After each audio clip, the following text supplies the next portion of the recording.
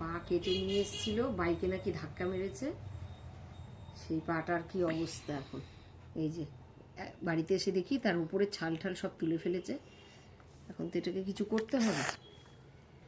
এইটাকে এখন একটু বেটাডিন দিয়ে ভালো করে পরিষ্কার করে দিচ্ছি। এই যে অতও লাগছে না। চামড়াটা তুললি কেন, এখনো পর্যন্ত শুকায়নি, তার আগেই পুরো চামড়াটাকে তুলে ফেলবো। এবার এটাকে না পরিষ্কার করে না এ করে মলম দিলে হবে, সেই জন্য বেটাডিন দিয়ে এটাকে ভালো করে মুছে দিলাম।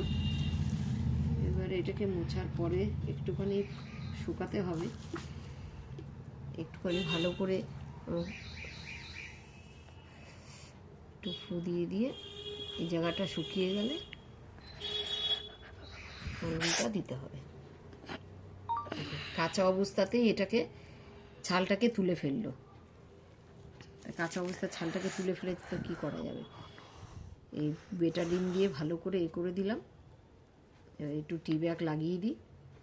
টি ব্যাগটা লাগালে, এখন লাগিয়ে দিলে ভালো হবে, কেন রাত্রিবেলা লাগালে আবার চাদর ঠাদরে উঠে যাবে। টি ব্যাগটা লাগিয়ে দিলাম।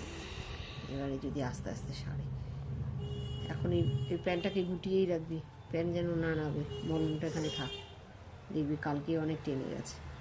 দেখো কী অবস্থা, কি বলবো।